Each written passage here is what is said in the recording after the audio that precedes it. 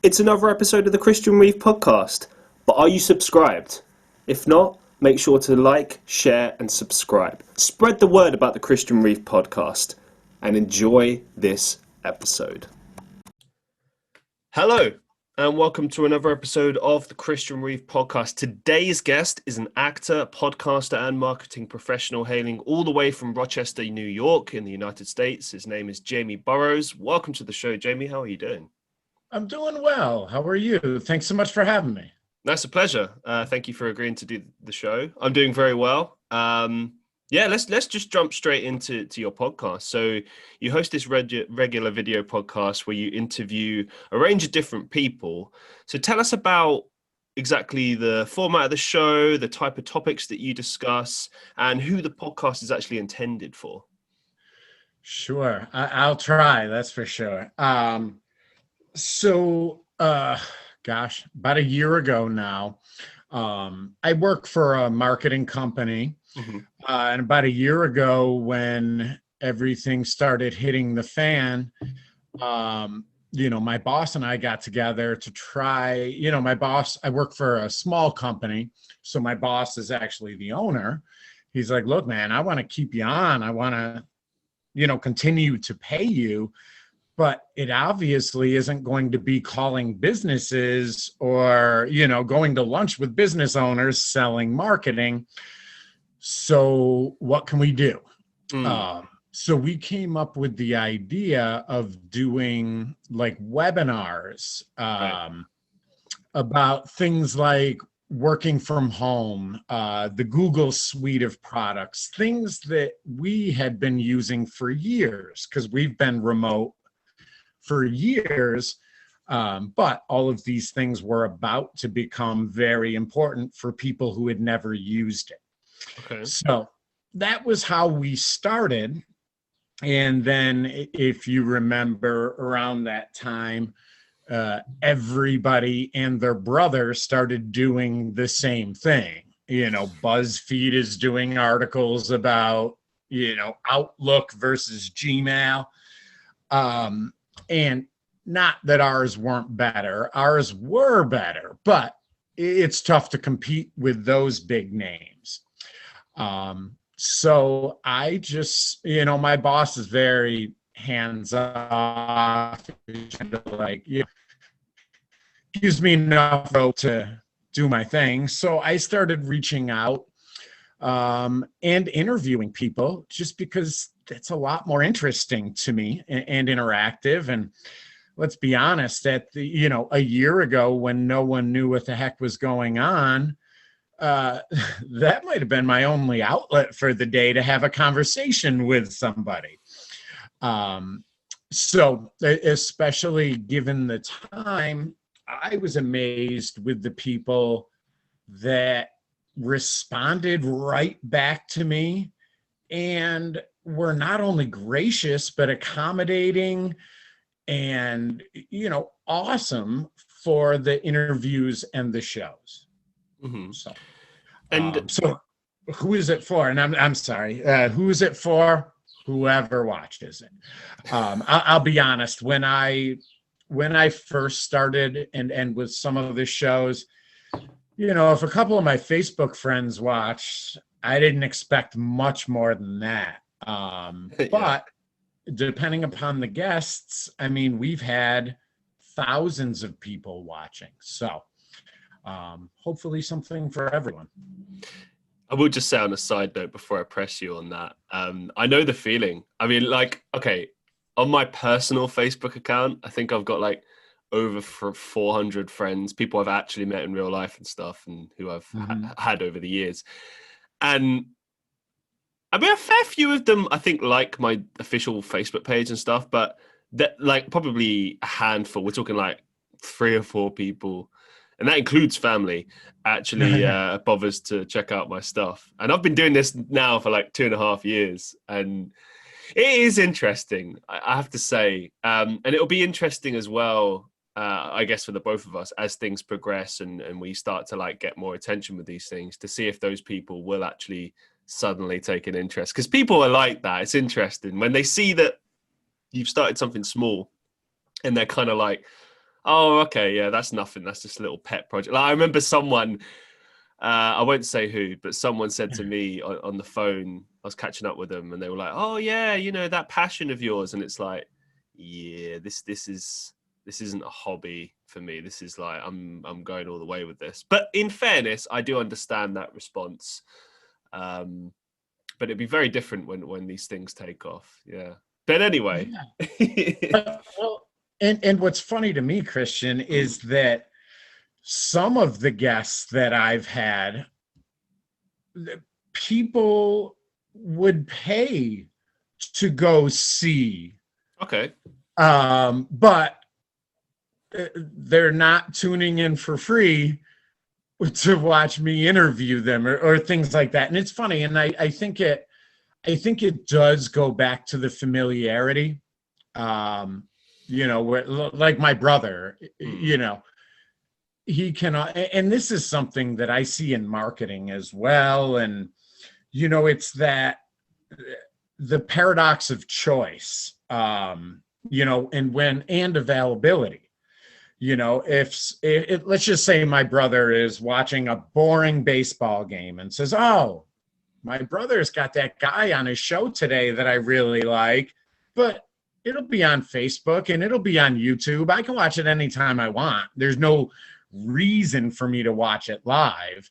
And then inevitably a week from now, you're like, well, if anything super awesome happened, I would have heard about it by now. Why am I going to watch something that was recorded a week ago?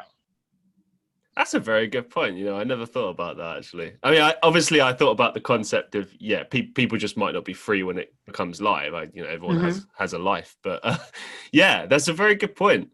But the thing is, the way things work, you know, especially with things like podcasts and stuff, they're what I would term evergreen content, which is always something you know that term being in marketing. I am also in marketing, by the way, so we can chat a lot about that. But yeah, that's what I always strive to kind of do with my content, is to make it as evergreen as possible, because funnily enough, these things do pick up. I've had certain episodes pick up many views many months later. And yeah, and you're like, what the hell happened there?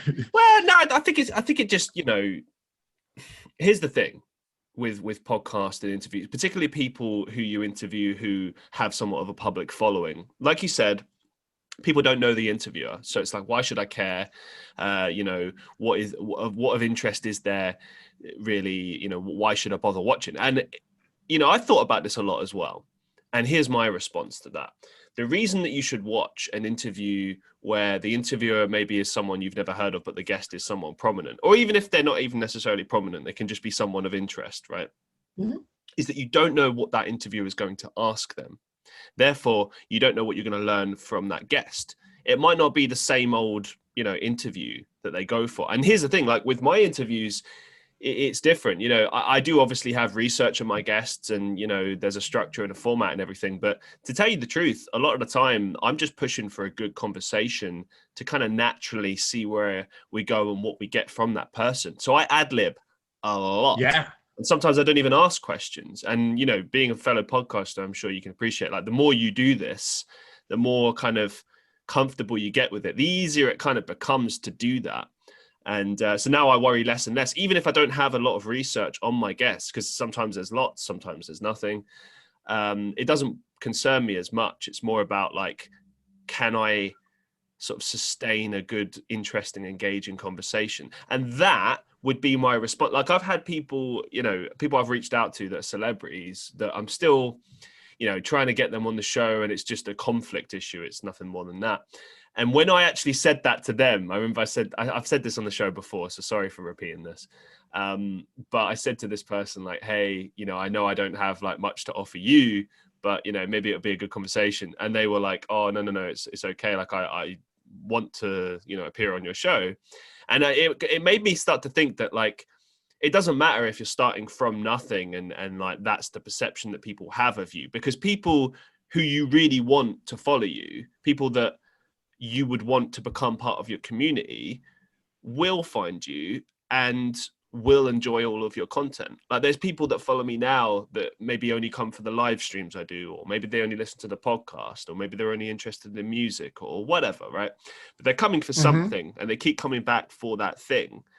And it's like, okay, this should be the focus, building from here, because the numbers will come much later, and it doesn't matter what people's perception is. You know, it's the same as a business. You know, if you see a business and it's just starting out and it's only got like a couple of thousand followers on Facebook or something, and you're like, oh, okay, they're just a startup, like who cares, right? But then you're going to pay attention when they've got like 100,000 followers. You know, you're going to be like, oh, maybe that's something I should check out. And obviously it's the same with YouTube channels, social media platforms, podcasts, you know.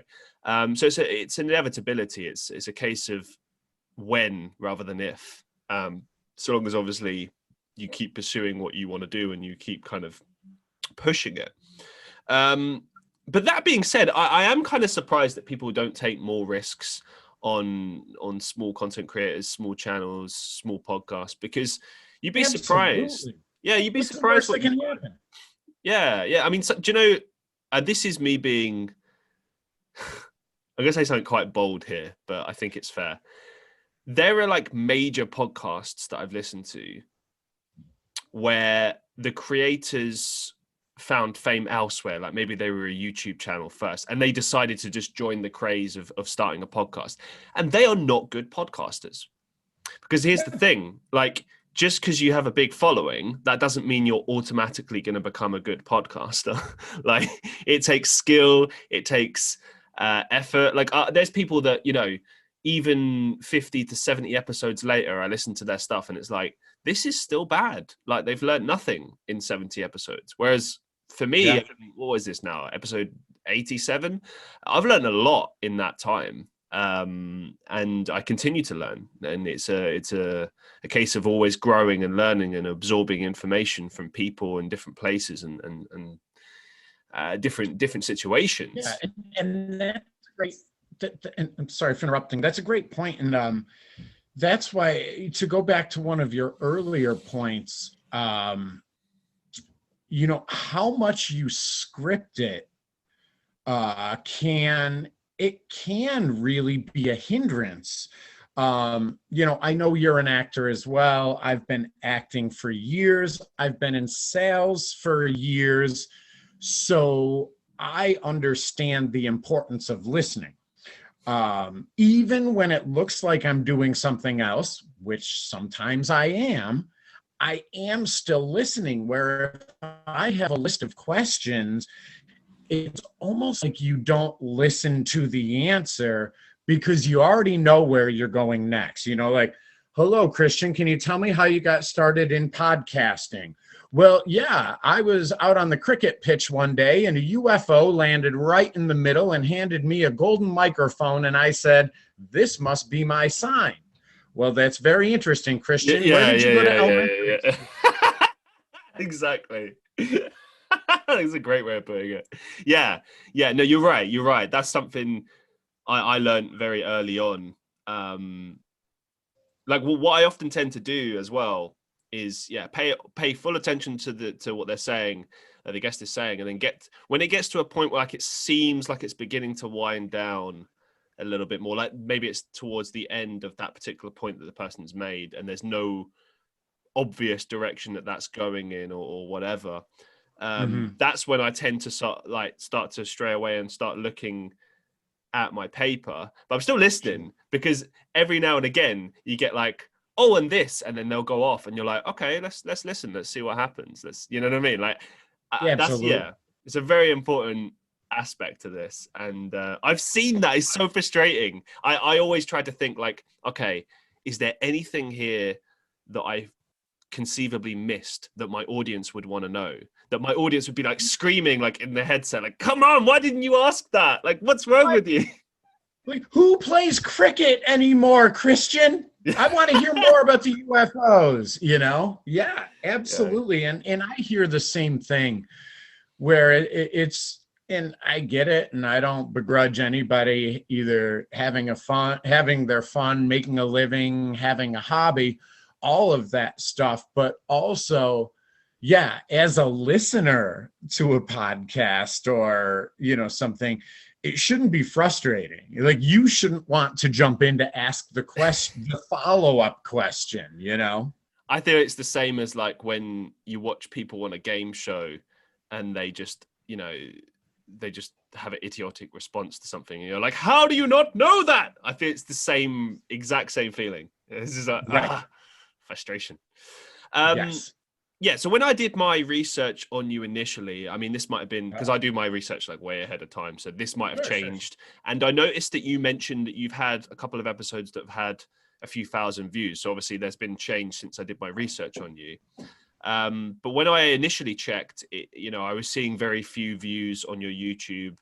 And that's the same for my channel. That's not me like dissing or anything. But the reason that I asked this question, because it intrigued me, is being that you are a marketing professional, do you or have you at any time kind of spent a considerable amount of time on social media marketing, networking, advertising, any kind of like paid stuff, or any kind of like stuff that you would normally use in the context of marketing for the podcast? Or is there maybe like another barrier that you're facing in terms of bringing in the views right now? Yeah, that's a great question. And it's funny because when this started and I was brand new, as you saw me earlier today, I had enough technical hurdles. And I was doing 5 shows a week. Oh, wow. For months, I was doing 5 shows a week, and I'm the only one doing it. So I'm reaching out to people, doing the research, doing the show. And so a lot of them came up so quickly that any sort of legitimate marketing effort wasn't possible. I would kind of do the guerrilla marketing on my social media and leveraging the company I work for.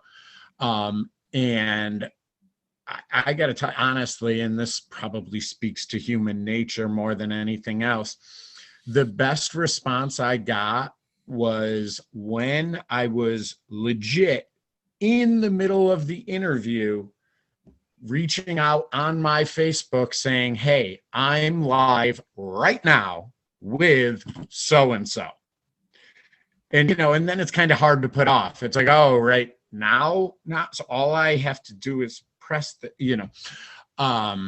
and yeah, the thing with the views, and this is something that's frustrating to me, because we stream live on our website, as well as on Facebook and on YouTube. Yeah. It's damn near impossible to get an accurate number of how many people are watching at any given time or have watched total. Because I know how many people have watched on Facebook, how many have on YouTube. And I'm sure I can dig down into the analytics to find out how many people have watched on the website. But that's definitely, and you can tell me if this is something that you've seen. It's a hurdle because not many people are watching on YouTube. It's not convenient. It's probably the least convenient of the options. If someone can go right to our website and go to a web page, and there it is, and there's the list, or go to Facebook, and there it is, or go to YouTube, find the channel. If it's live, that's easy, but if not, you got to find, so there's a lot of hurdles there. And I also understand, who the heck's going to watch something on YouTube that has 209 views?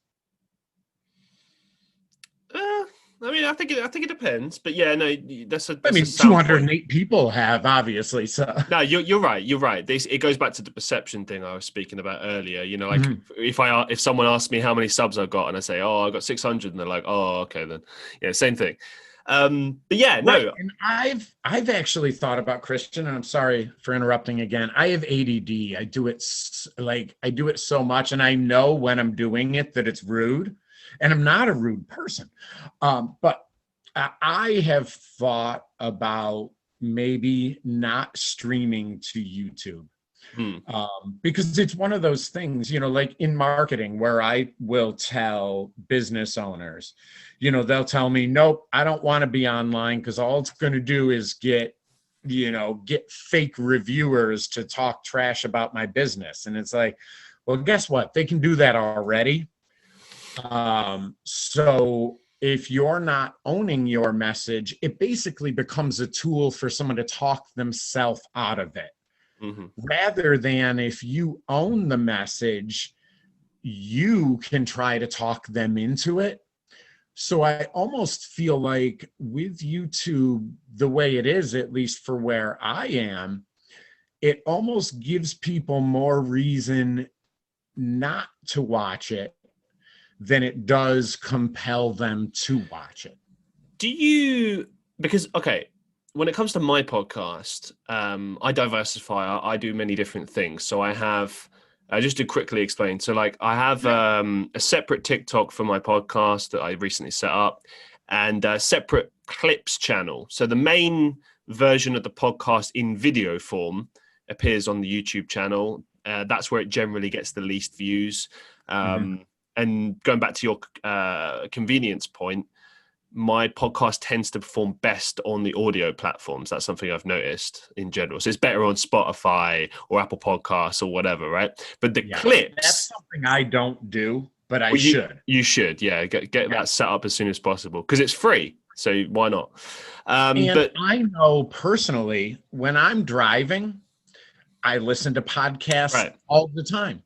Yeah. If it was a video podcast, for some reason, I feel like I need to watch it, even though nothing's happening. No one needs to watch me and you.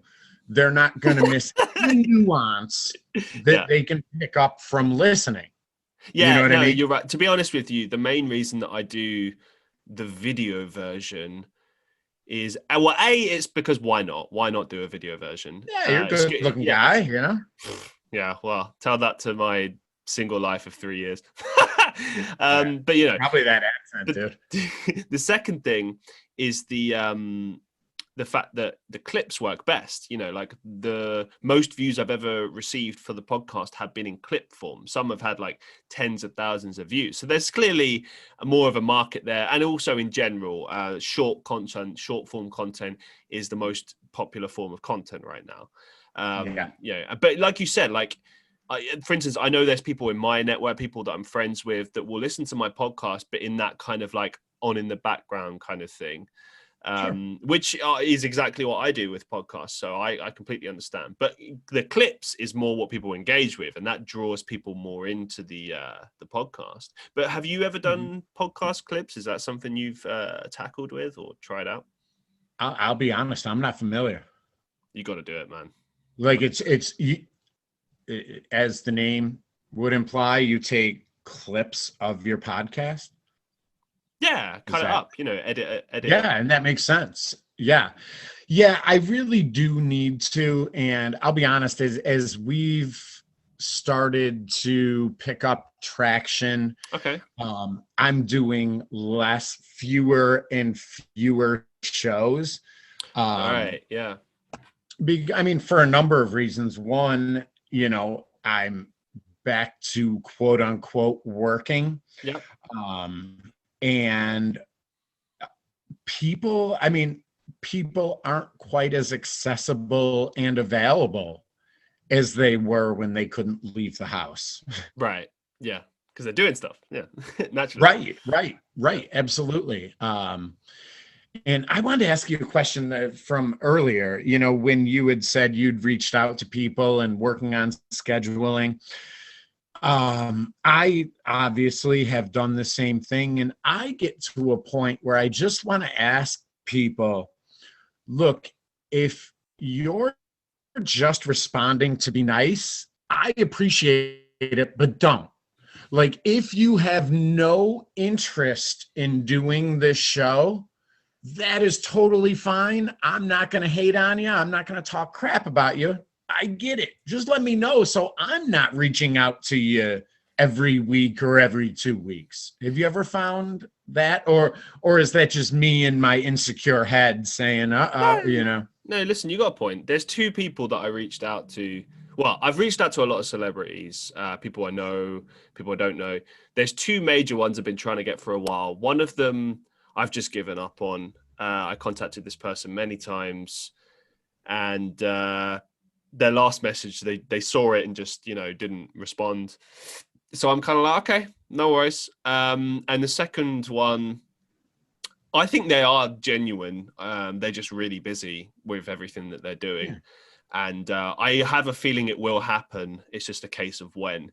But the way I look at that, because I thought about this a lot, and I think that part of me feels like, oh, it's because, you're a nobody. No one knows this show. Why do they care? Like, it's got to do nothing for them. Part of me feels like that. But then part of me also feels like what we were discussing earlier, like one day this podcast will be a success and people will be queuing up to come on there. So that's another factor to this. And thirdly, my focus at all times is to just continue the podcast, continue having guests on, continue having conversations. Because you know what, like, it's all great, having someone of significance on the podcast, ideally, because it brings people on. Obviously, every time I check a guest, I do look at their follower count. I'm a numbers guy because of marketing, so I do focus on those things. But to be honest with you, the more important aspect to all of this is, can I have a good conversation with you? Right. Are they a doorknob?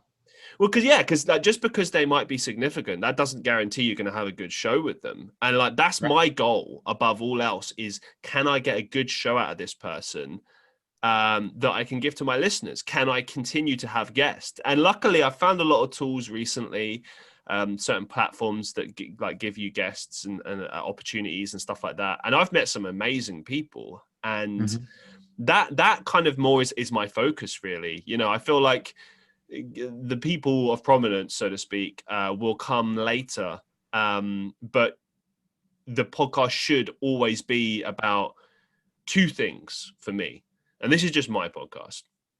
One, giving people a platform to discuss their projects and discuss what they want to talk about. And two, being able to have fun, engaging, interesting discussions that people can listen to and enjoy whenever, wherever, and continually. I want every show to be as good as the last one. I want to put maximum effort into every single show. So that's where my head is at. So I don't really take it too badly if they're not interested. I mean, yeah, sure, it's annoying. I mean, I'll be honest, those people, both of them, I have kind of stopped messaging now. But to be honest with you, I'm kind of like too busy to chase them, because I'm busy. Yeah, and engaging. That's what I was gonna. That's the thing. I'm engaging with people such as yourself that do give me a chance, and we have a good time. Right. And that's my biggest thing. Like, I get what you're saying about, hey, above all else, I want to make sure I can do X, Y, Z.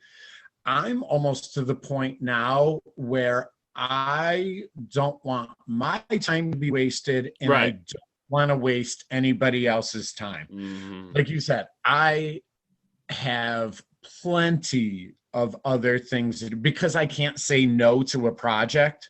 Why? I'm not going to have quote unquote free time for probably 5 years, like where I can just literally put my feet up and play a video game all day and say, I got nothing else to do. Why can't you say no to projects? I don't know if it sounds fun or rewarding.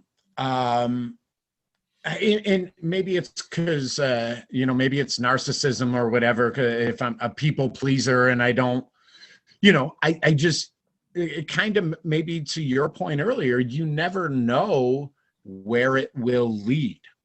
So I don't want to close doors that I don't even see yet. I'll give you an example. A former professor of mine, William Hayen, he's a very prolific poet. I mean, dozens and dozens and dozens and dozens and dozens of books of poetry published. Wow. And I still keep in touch with him. And one time I'd stopped out to see him. He's 80 years old now, but he's hale and he's an awesome guy. But we were talking one day, and he has about 50 letters that Archibald MacLeish had sent him in the mid 70s to early 80s. They had a literary friendship that was completely letters. They never picked up the phone and talked. So he had asked me one day, I said, "Hey, Jamie, would you be interested in maybe editing this book, turning it into a book and editing it?" Yeah, of course I would. I didn't know what that meant, what that looked like. Yeah. I said yes, and I'm figuring it out. I'm about halfway through that project now, and it's something that I'm glad I said yes. Mm-hmm. But like I had said, I can't ever, and I can, this is a me thing, but I can't fully enjoy free time because I know that there's something I could or should be doing.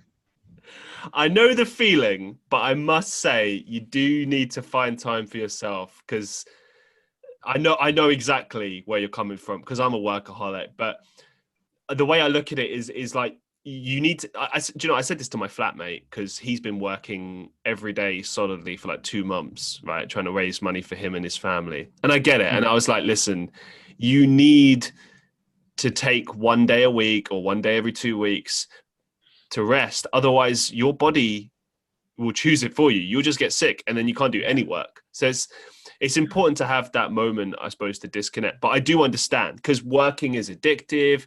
It's exciting working on projects. Like you say, you don't know where it's going to go, who you're going to meet, what's going to happen. I get that. I understand. Yeah, and it's weird because these projects that I take on, I don't have a glass chewing project coming up.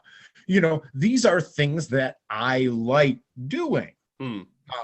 But I've said this a million times, that once you start getting paid for something, or it becomes an official responsibility, it's a great way to take the fun right out of it.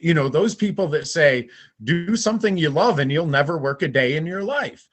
I believe that to a certain extent, but I can also see how when it's not your hobby or your leisure time activity, when there is actually a deadline or a responsibility or pay, or expectations, to me, that's kind of where it jumps, or crosses the line to where you may still enjoy doing it. I'm having a great time talking to you right now. I love researching, what was happening around those letters in the book that I'm doing and researching that.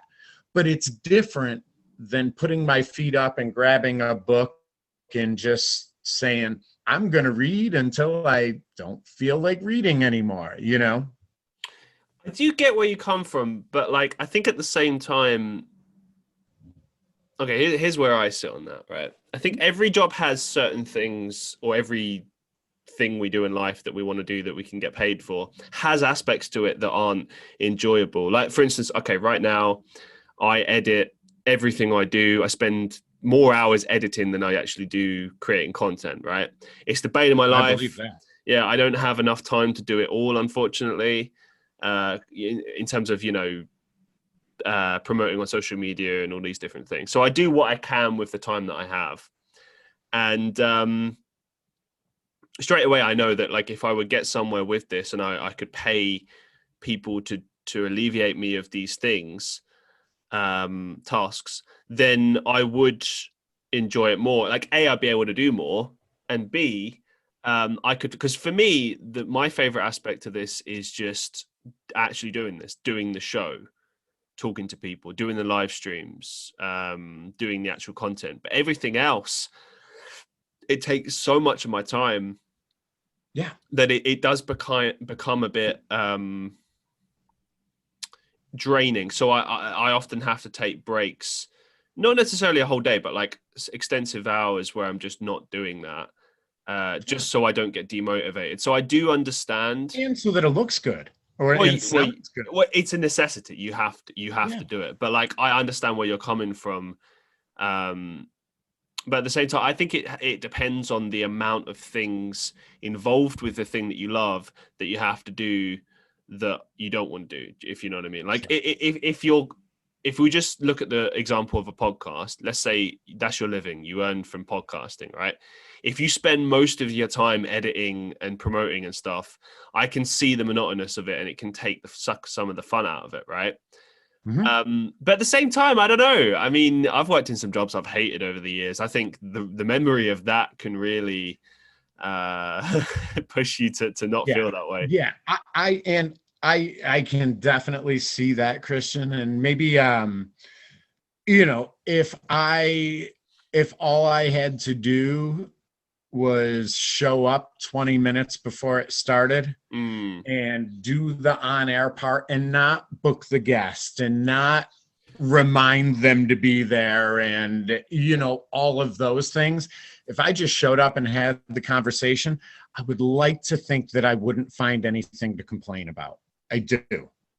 I think it does exist. I mean, when I look at someone like Joe Rogan, that seems to be the setup. I'm pretty much 100% sure that he doesn't do any of the backgrounds. I reckon, if I had to guess, I reckon he glances at the research that someone's done for him beforehand, just to familiarize, okay, this is the latest projects with this person, blah, blah, blah, blah, blah, right? Yep. But you just know that someone's involved with everything from booking the guest, doing the promotion, blah, blah, blah. Like, he won't be doing any of that himself. Not because he can't be bothered or something. It's just he's busy, doing things like networking, obviously his MMA stuff, the podcast. Are better at that part of it. Yeah, and I think like he probably did all of that in the beginning. It's like me. That's the way I see it. Like, okay, yeah, I have to do it all myself now, but one day I won't have to, and I can focus on just the stuff I love. And I think that is often the case with all of us when we're chasing our passions. We have to do all the stuff we don't particularly enjoy that makes the dream possible. But yeah, I do get where you're coming from. I think that. But a way to alleviate that potentially is to always kind of pursue new projects, like make sure that what you're doing doesn't become monotonous or something. Sure.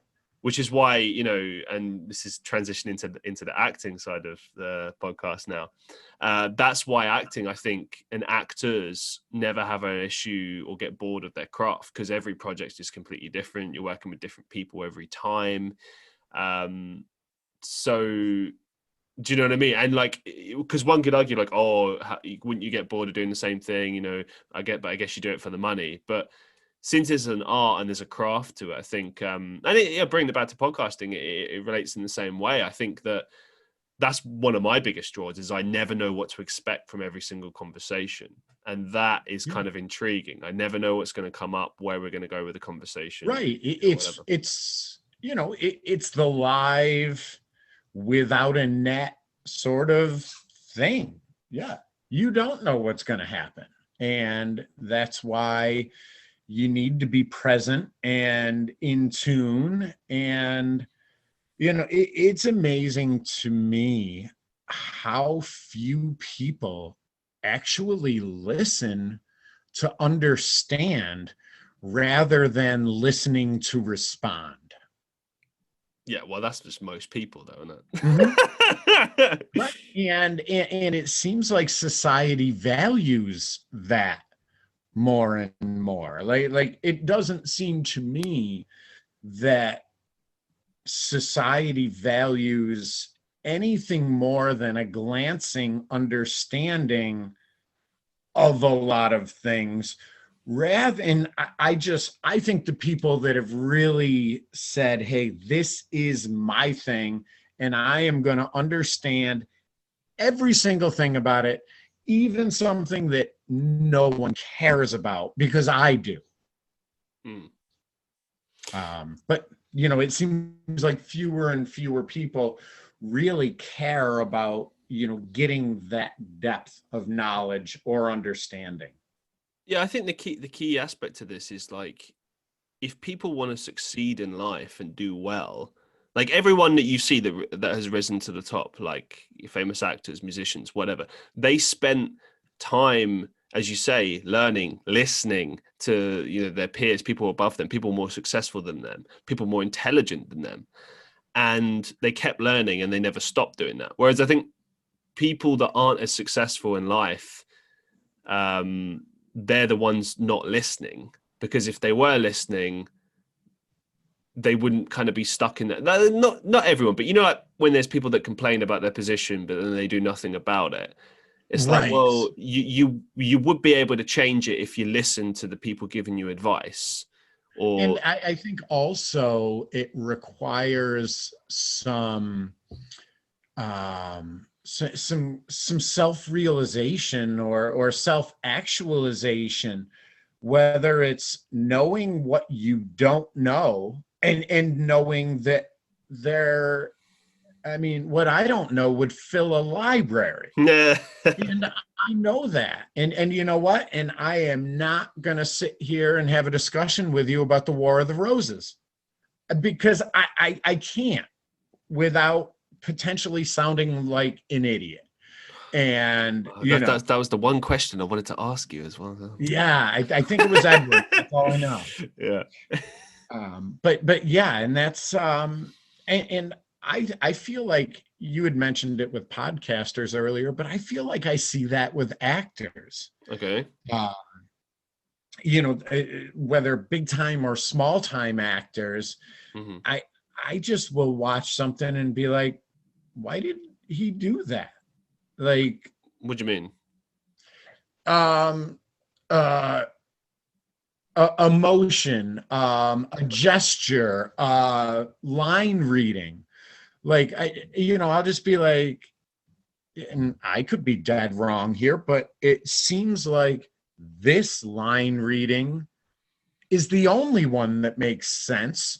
So why couldn't they figure that out? Why are they, how did they even get on this thing? Because this is the only way to say that line that makes it make sense in relation to these other things.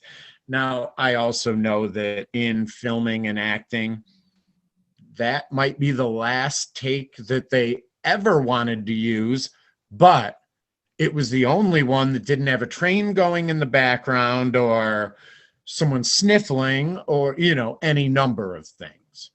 Could also be the director's vision. You know what I mean? Sure. Like, I've had that where a director has told me to do something a bit odd, and I'm like, wouldn't it be better like this way?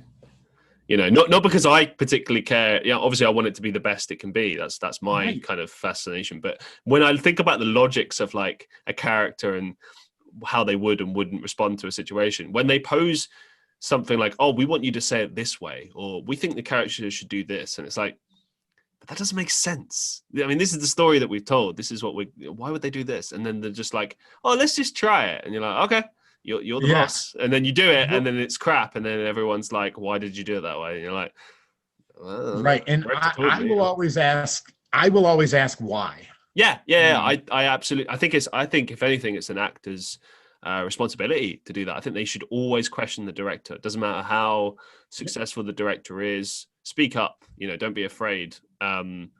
Because look, everyone is there to make a great movie or TV show or whatever. Like everyone has the same goal.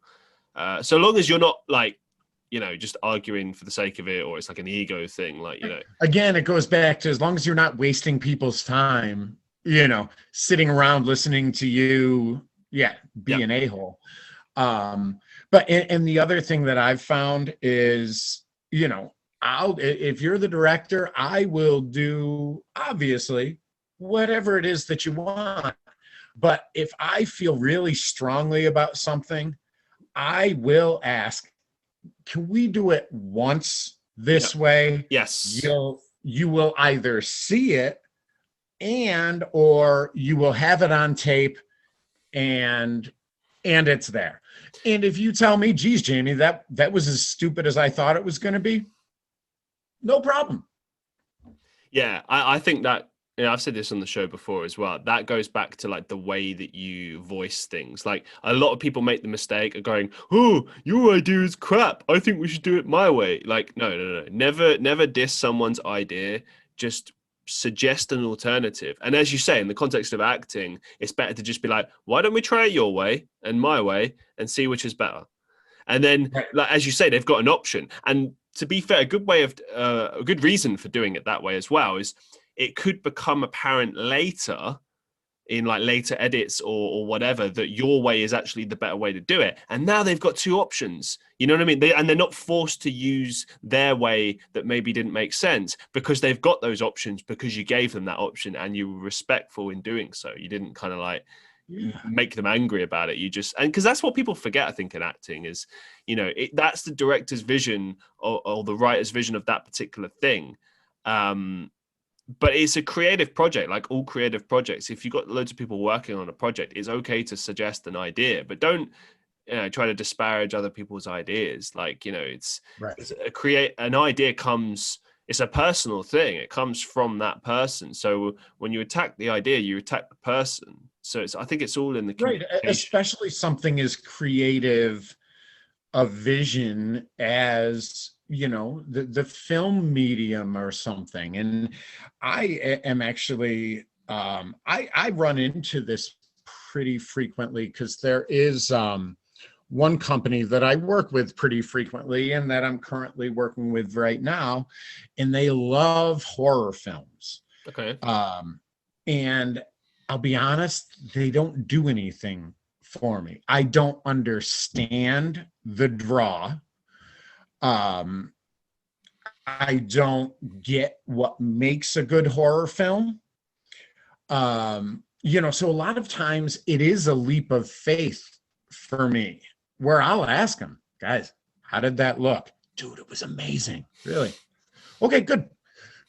And it reminds me of Leslie Nielsen, like The Naked Gun. Someone had said to him, "You are so funny. How do you keep a straight face when you say these hysterical lines?" He's like, "I don't think it's funny." He's like, maybe I just don't understand the humor. Oh, wow. But I don't think it's funny. So not that's that kind I'm of Leslie perfect, actually. That's a perfect scenario. Yeah. And, it kind of crossed my mind the last time we filmed overnight in 20-degree Fahrenheit weather, when literally I'm just standing there freezing my ass off. That's what I feel like. Shivering is as close to acting as I'm getting. And I'm asking them, guys, how's it look? They're like, brilliant.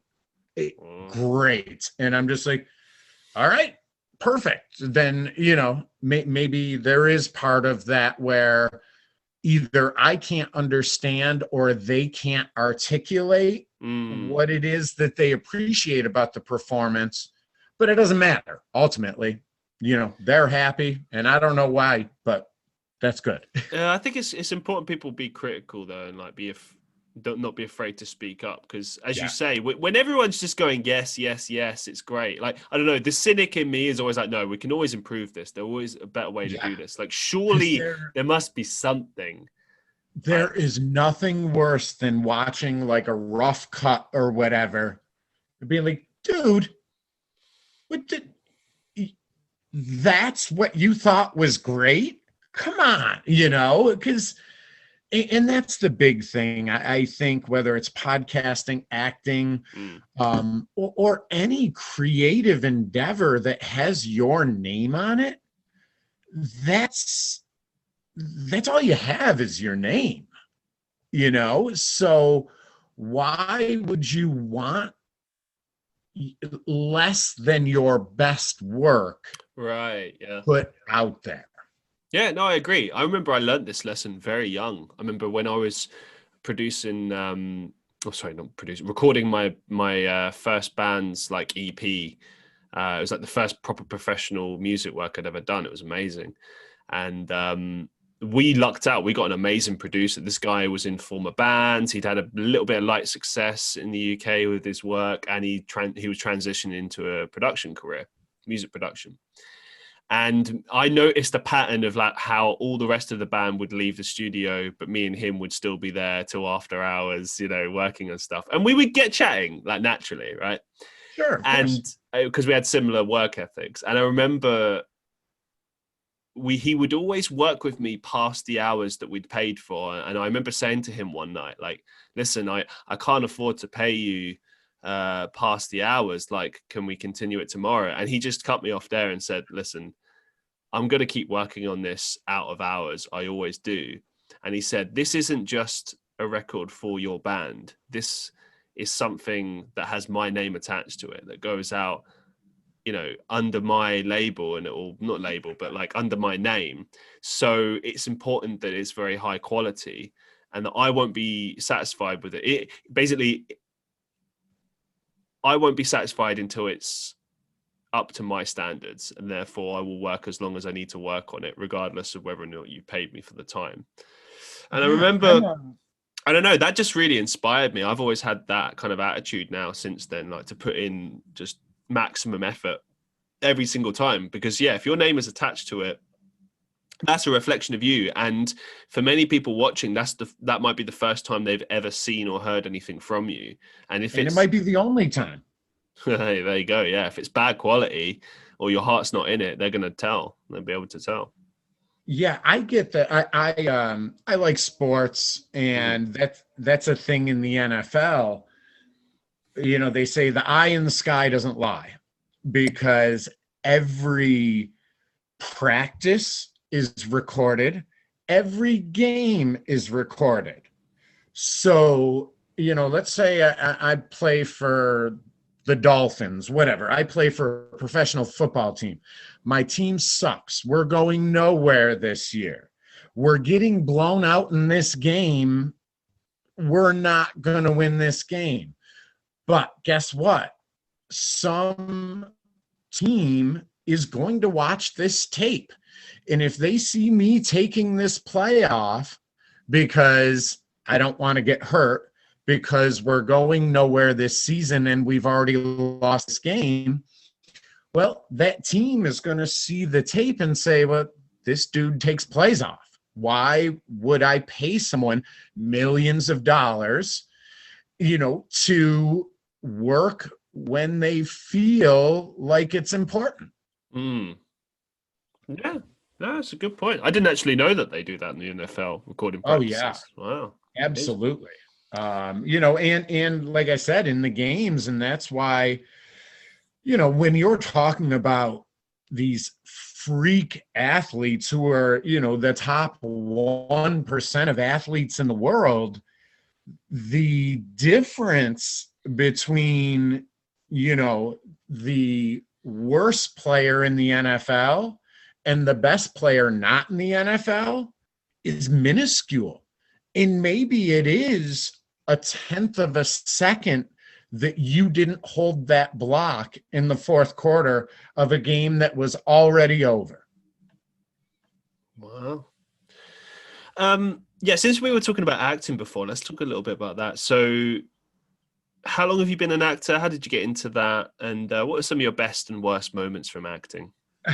I got into it in high school with musicals and things like that. And then through college, I did, you know, stage acting. And then after college, I did a lot of community theater. And I was we had a pretty consistent cast for 3 years. We did 3 shows in a row with the same producer and the same core cast. And I would hear a lot of them talking about film work. And I'm like, guys, how do you get into film? You know? And they told me, well, RIT, Rochester Institute of Technology, is a very prestigious film school that's 4 miles away. So I started auditioning. First audition I went to, I was hammered. Never done a film audition or a film before, and I got the role. Wow. And again, I didn't know what to do. I'm on the set, and there was one lady, I'm working with professional actors like that are up from New York City for the weekend to film this. And everybody was super friendly and helpful. And, but I had asked one of the ladies, I said, hey, I've done theater before. I've never done a film. Any advice that's going to take less than 5 seconds? She's like, yeah, if in doubt, stand still. Which was perfect for me because you can't tell, but I'm 6'4", 220 pounds. And it's the opposite in theater, because if you see me on stage and I'm standing still, you're like, what's wrong with that dude? Right. Because he's huge and he's just standing there. Where similarly in film, if I'm fidgeting and, keeping something in my hand, it takes the focus away from where it should be. So since then, I have done a number of films, anything from student short films to thesis films to independent films. And I'm working right now on an independent feature film. Okay, excellent.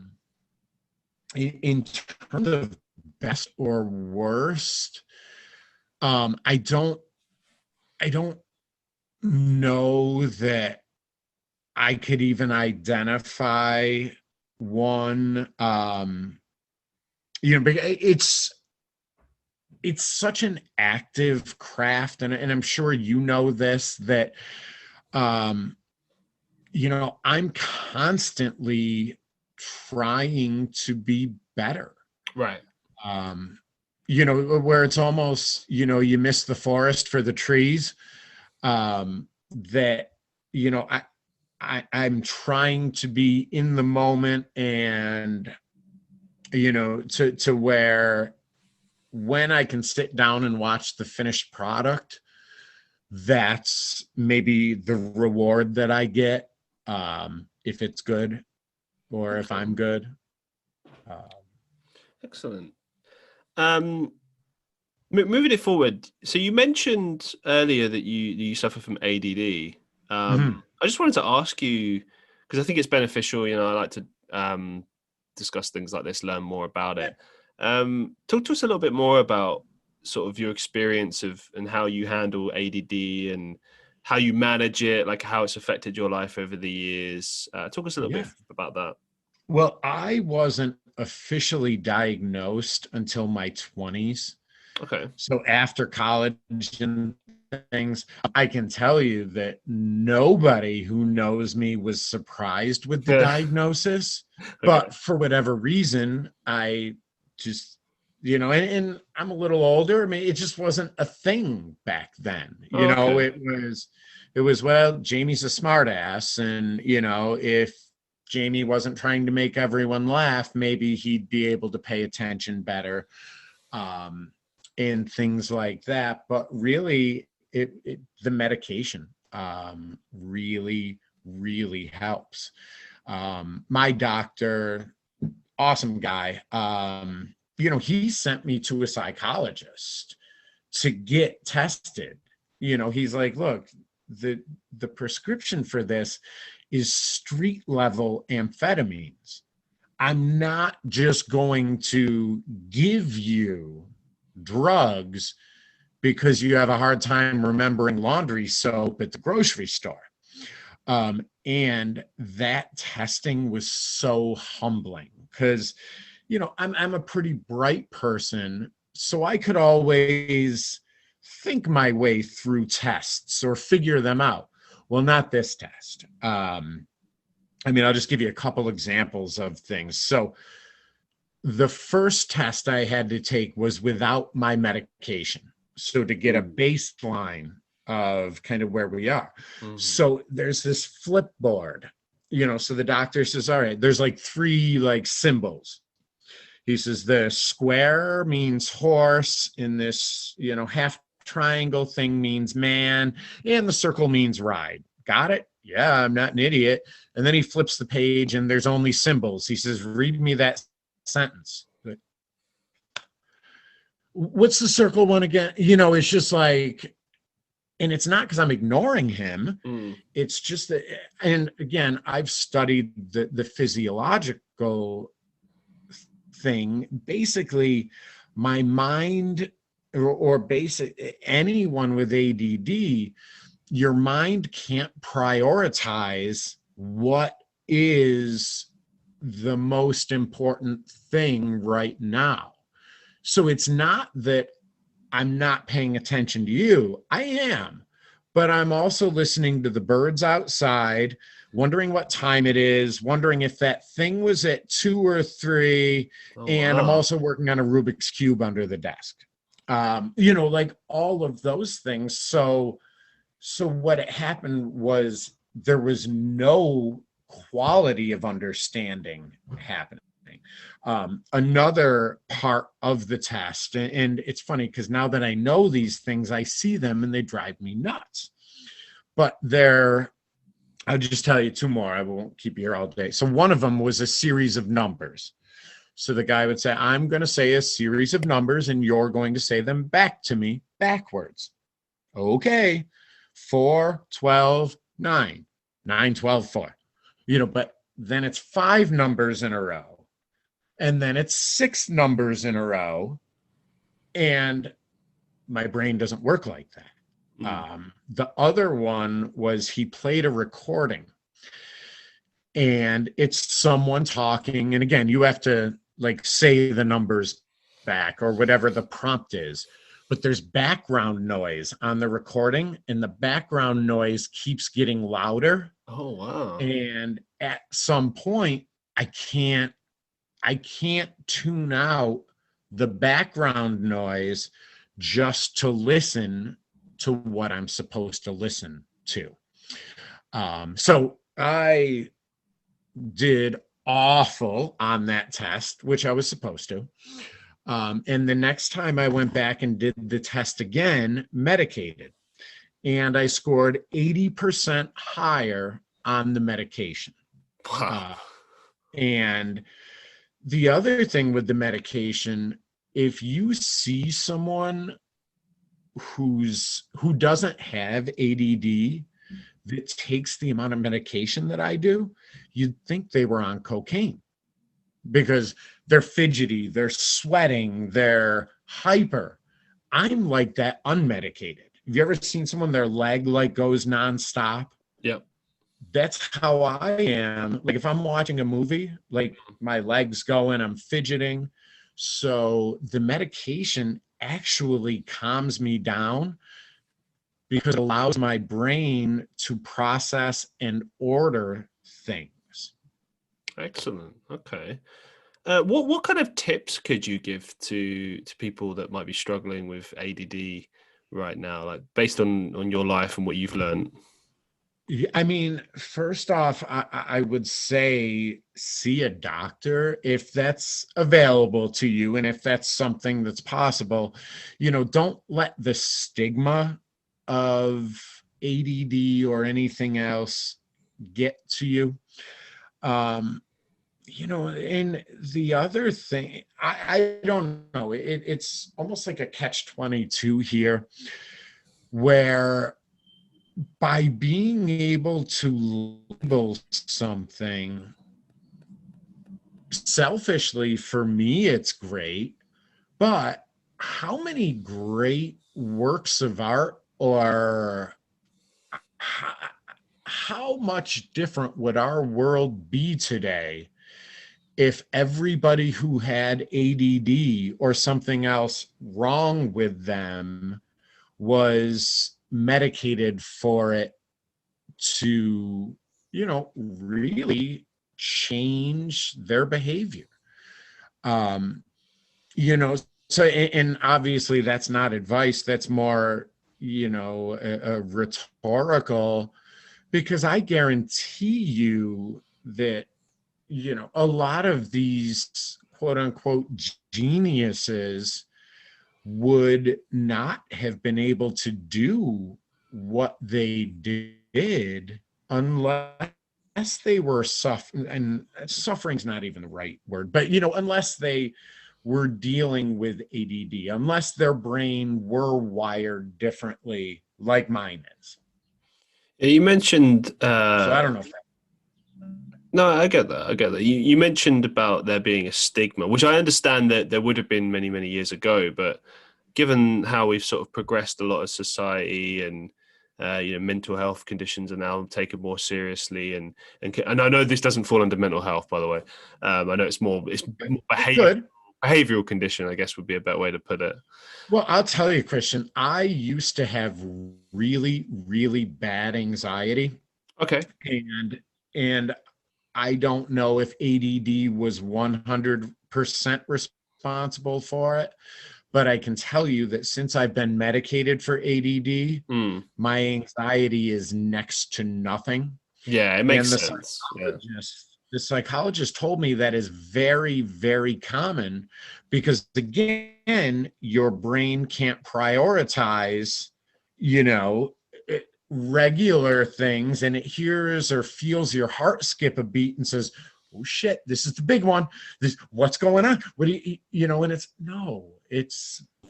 so there is a mental health aspect to it, I would say.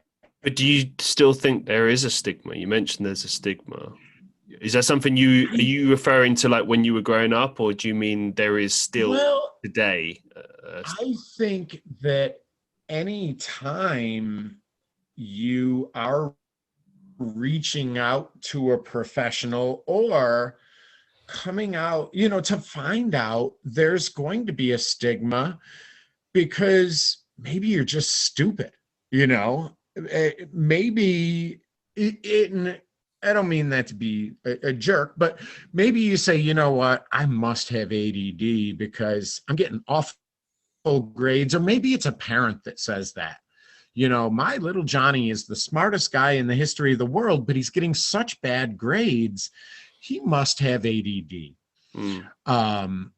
So I do think that there's a potential for stigma, because anytime you go into a head doctor or something, you're almost at their mercy, with their diagnosis.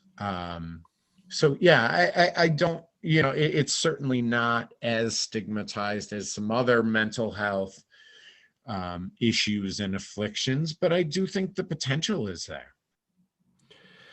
Tell us the best and worst things about Rochester, New York.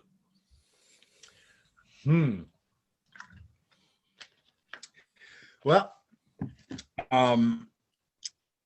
I don't want this to be a cop-out, but I would say that it's my same answer about everywhere that I have lived.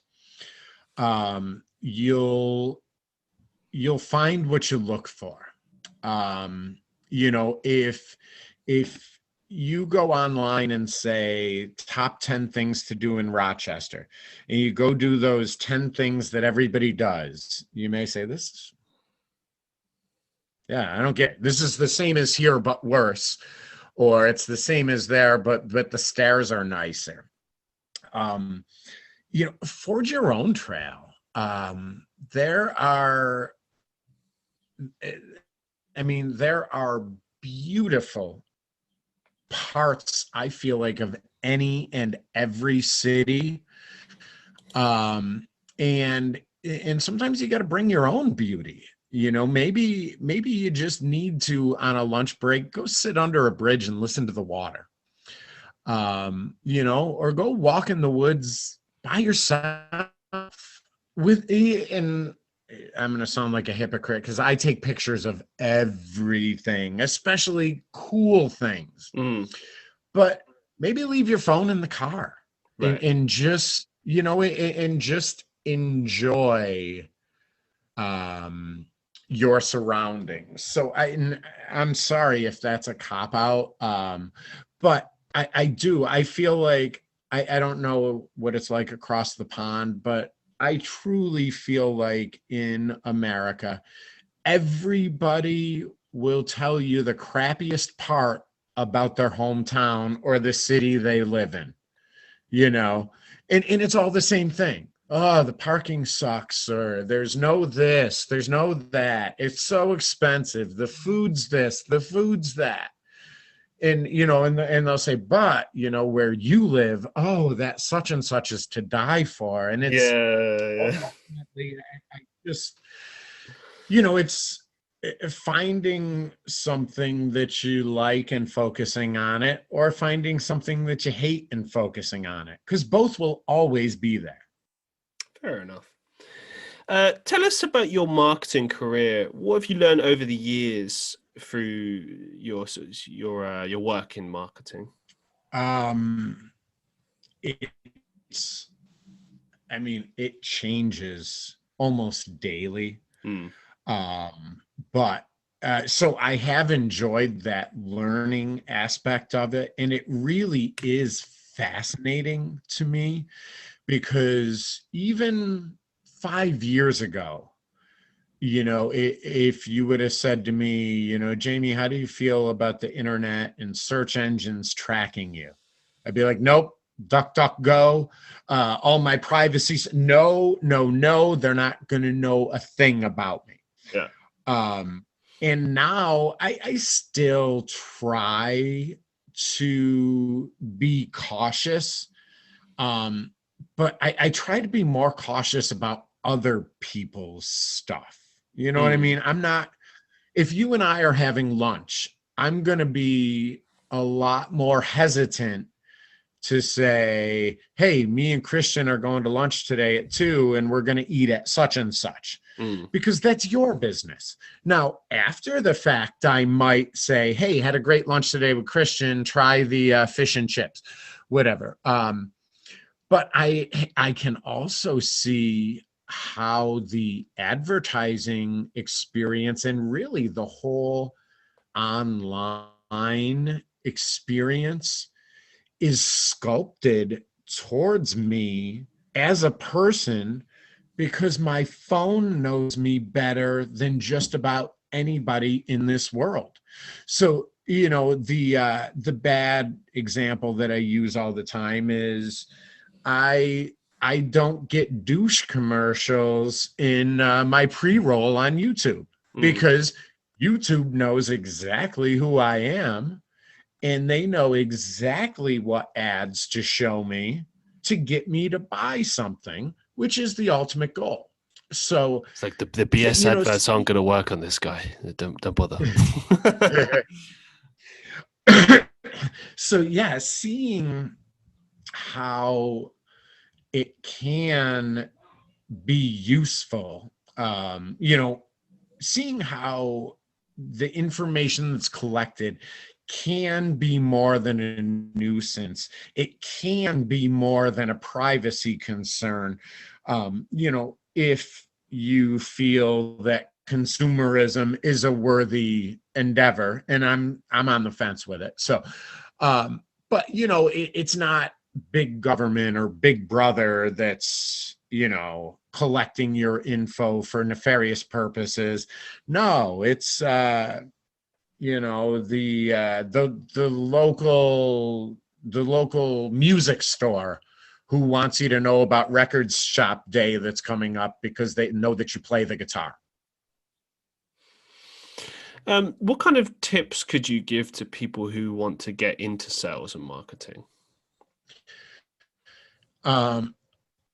Be able, and I would almost say the two are different. Because sales, yes, but selling, marketing, like I used to work for AT&T, and I was the sales manager of the business to business team. So my team was selling cell phones to businesses. I mean, hundreds of lines. And when I was hiring for that position, is someone who can have a conversation. I don't care that you know the specs of every phone or that you understand how cell phone handoffs work, because the person you're talking to doesn't. So my thought was, if you can have a good conversation, someone's calling in, they're probably going to buy something if you just don't screw it up. So if you can have a conversation and put someone at ease and they don't feel that their time is being wasted because you don't know what the hell you're doing, you're more likely not to screw it up. Now, in selling marketing, I feel like you do have to have a good understanding, and maybe this goes back to what we were talking about before, because I would say that 99 out of 100 consumers will tell you that they don't understand cell phone technology, while probably 80 out of 100 will tell you they understand how Google works and they understand how online advertising works. I'll give you one example. Everybody tells me when I'm explaining the search engine results pages, I say, these are the paid ads. It says ad. Oh yeah, I never click on those. Oh yeah?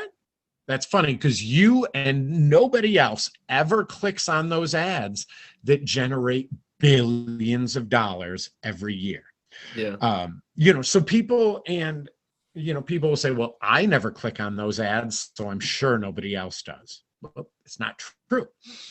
But I do think and that's a fine line, trying to explain something to someone. And you had said this kind of before, talking about filming or acting, like trying to explain something to someone who thinks they already understand it without telling them, no, you're wrong.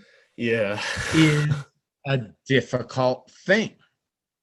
Depends on their stubbornness, really, isn't it? I mean, it's like you said before. Yeah, if they just can't listen, I mean, often the way I do it is like I'll try and speak to them a little bit. If they're not receptive or they're just not listening, I just don't bother. I'm like, do you know what? They're just gonna have to learn the hard way. Then Yeah. Otherwise, yeah, you're just wasting your breath. I have done that. Where I'm writing offsite content for someone, and they're like, no, it needs to have my name in it. It needs to have this. It needs to have that.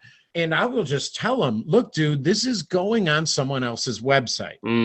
Someone is already paying to advertise on that website.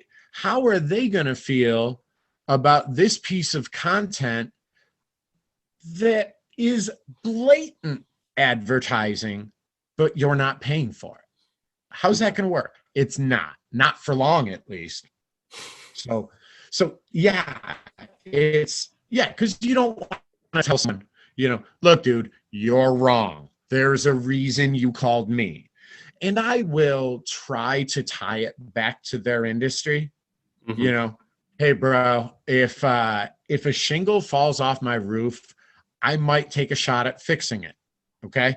If 40 shingles fall off, I might reach out to my dad, who I know is handy and he can probably help me. If my whole goddamn roof blows off, I'm calling a roofer. Fair enough. Moving it forward, what do you think are some of your best and worst experiences working in sales and marketing over the years?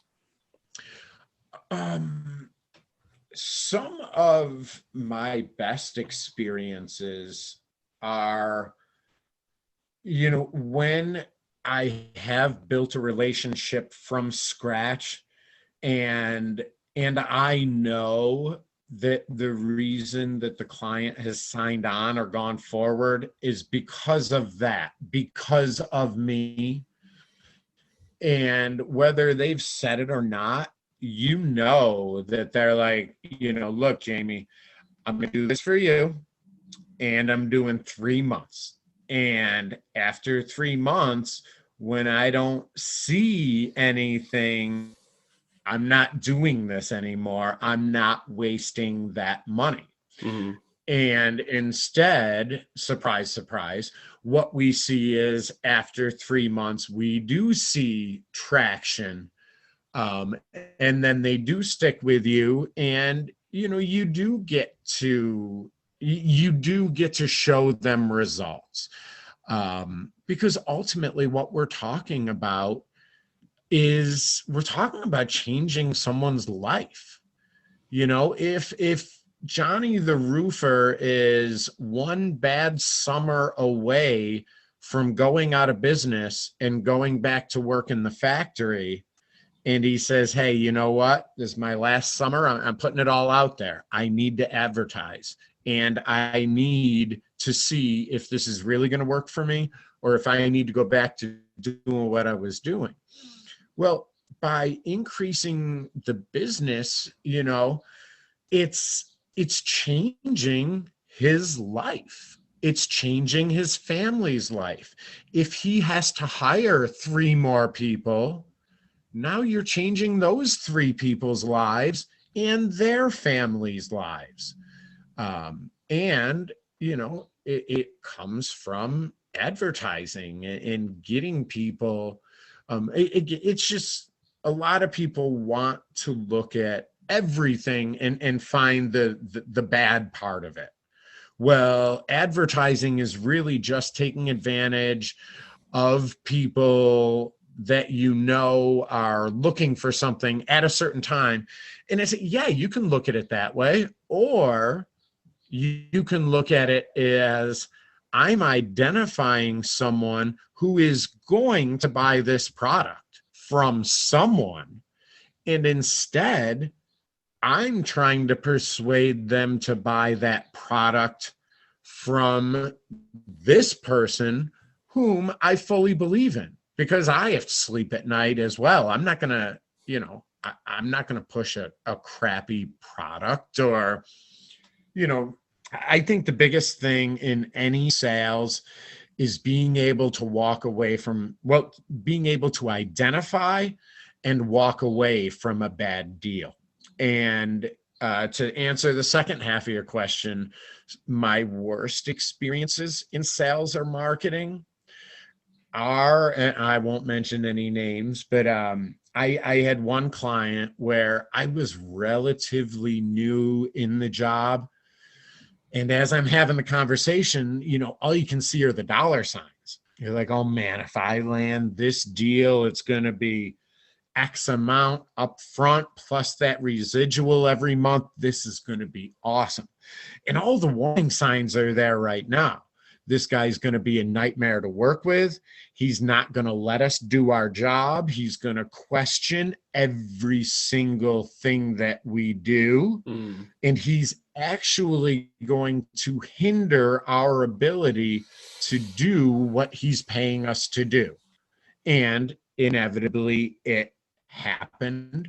Like literally this dude would call me and I'd have to tell him, sit down, take a deep breath. Okay. It's a good thing we're not cardiologists. We're in digital marketing. Chill out. He's like, but if my client finds out about this, how the hell would he? He's running a business. And you're running a business. You, to a certain extent, you can tell your client what to think if you know more about the industry than they do. Yeah, fair enough. I'll add to that as well. I don't think it really, because from what you laid out there, I presume it's the sort of situation where they were hiring you. So it's B2B, so they were hiring you in order to do work with their client, like sort of sales or marketing services. So it's like third party. I worked for a white label SEO reseller. That was how I got into the marketing business. And I learned so much, and it was a great company. And it's like you don't have to declare that at all. Like if I was a content producer or no, let's say I'm a marketing agency, right? And I'm working with a client and they're like, hey, we want you to get X and X done. I'm not going to tell them that I employ like freelance writers, or I'm not going to tell them where the content comes from. Like that's neither here nor there. It's about getting the product out to them. And if there is any discrepancies, then we take the responsibility, but then we take that back to the freelance writer and we'll say, hey, we're going to fire you, or, hey, you need to change this, or whatever, you know. But yeah, it's just interesting that the client reacted that way. That's a bit bizarre. I guess Well, they just and didn't that's have the much thing. experience. I don't know how the client reacted, because the reseller was so scared witless about this. And I'm going to pretend his name was Bill. It wasn't Bill. But I've had the conversation, like, Bill, this is how you are on the phone with me. Yeah. Do you really think your client thinks that you're writing 6 blog posts a month and a press release and doing all these on-site changes yourself? I don't think so. Exactly. Yeah. Just relax. Anyway, moving it forward. Right, especially when something's working. Right. Is there any, well, let me phrase this better. What's the biggest life lesson that you've learned so far?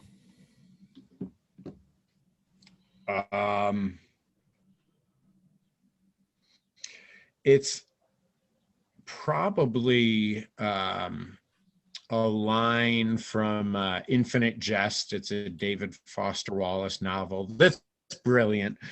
But it says, you'll care a lot less about what people think about you when you realize how seldom they do so.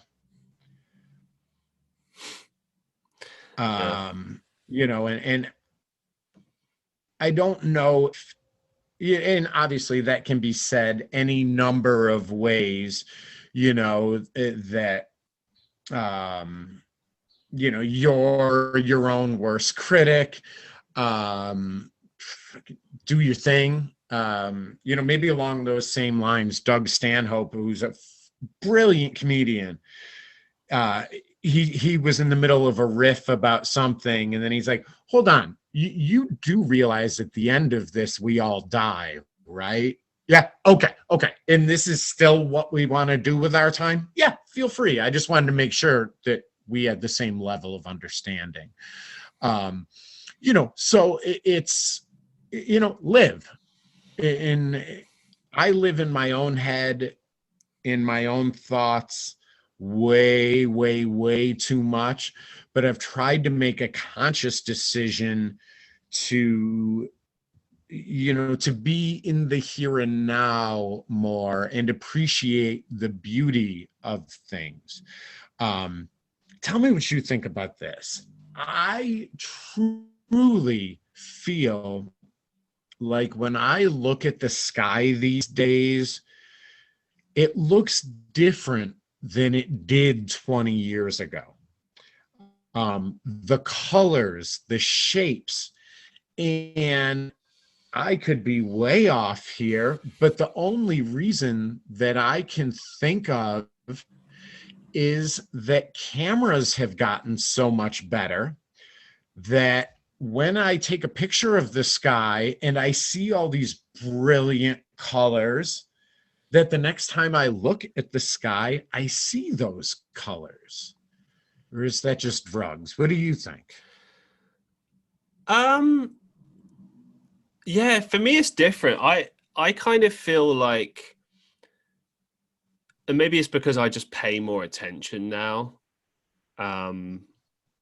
to what's around me, and I agree with your point about living in the moment, by the way. But yeah, when I look at things these days, like I went to my local, there's like a local nature reserve place that I went to today that I go to often, and I'll just sit there, watch the wildlife, you know, just relax. And I never used to do that when I was a teenager, really. I never used to pay much attention. But now I pay attention all the time. Like, it's very peaceful. It's really good. But when I look at things, nature, places I used to go, memories, it doesn't look much different. Sometimes I feel like, I'm in a movie or something. It feels kind of like that. But it's not so much that things look different. It's that things feel different. The way I feel about things, the way I interpret life, perspective, everything has changed. Like, I feel like now I'm a very sentimental person. I make every moment count. Now I try to take advantage of every opportunity. Like, if someone says, "Hey, do you want to go out for drinks?" I go out for drinks. Even if I don't really particularly want to, I just go out anyway, because it's an opportunity. It's a chance for memories. It's all of these things. But I never used to think that way many years ago. Interaction. Yeah. But it's not even just that. It's like, I don't know, making the most of every day, because you don't know like how long you're going to be on this planet, how long we're going to be alive. And I've seen that with my own eyes. I've seen friends pass away, and it just happens, and you don't really like it. It just kind of makes you think a lot about your own life and wasting time. Do you know what I mean? Like, time just goes so quickly now, especially when you get older. And I always just try to focus on making the most of every moment and really being in that moment and really kind of appreciating every part of it, even if it is just standing and looking at the sky. I think that can be as impactful as a great relationship or a particularly exciting moment in your life. I think it's all kind of the same, but it's all dependent on your perception and reaction to it. This is what I think. Have you ever heard "This Is Water"? No. It is a commencement speech, again, by David Foster Wallace. And I would tell you, go on YouTube and watch it. It's 20 minutes, and it is unbelievable. But basically, one of the parts is he talks about like a crowded grocery store. And he says, if you're aware, you'll be able to view this crowded grocery store and see that it's alive with the same magic that lit the stars. And I may not have had that quote direct, but it's brilliant, and it's a great 25-minute timeout that gets you thinking. And how it starts is there's an old fish swimming by two younger fish one morning, and he says, "Hey boys, how's the water?" And the young fish swim by and look at each other, and they say, "What the hell's water?" And he basically says, "This is water." That trip to the grocery store after work, when it's the last thing you want to do in your life, but you have to, that's water. Being able to find something in that, otherwise awful setting, being able to find something redeeming rather than just, turning your brain on autopilot and messing around on your phone. So I'd highly recommend that for you and any other listeners. It's brilliant. I think it's 25 minutes, and it's incredible. Thank you. I'll definitely check it out, and I implore my listeners to do so too. As we draw things to a close for today, is there any final thoughts or upcoming projects that you'd like to share with our listeners? One more witticism I just thought of, like the sky. It used to be that we would see a picture of something and want to go see it in real life. And now we see it and we want to go take a picture of it. Right. Which I don't know if that's the human desire to capture and, own things to show their friends to prove they did it. I don't know. But what am I currently working on? I'm editing that book of letters. It's going to be called Letters from Archie. And it is letters from Archibald MacLeish, who was a contemporary of Hemingway and Fitzgerald and was in Paris with all of them. Hemingway was his fishing buddy. Letters that he wrote to a former professor of mine in Broad relationship. So that's Letters for Archie. Letters from Archie to Bill Hayen. And the film that I'm currently working on is called kind of a cult type thing. I did send you a clip, Christian. It's just a short little fight scene thing. And then I do have my my shows that I do. You can find me at Remotely Entertaining on Facebook and YouTube. Excellent. Yeah, well, I implore my listeners to go check that out, Remotely Entertainment. And I just want to say a massive thank you for agreeing to be on the show. Thanks for sharing your story and just being a great guest all around. Yeah, I appreciate it. Thank you very much for the invite. Please keep in touch, and best of luck to you in the future.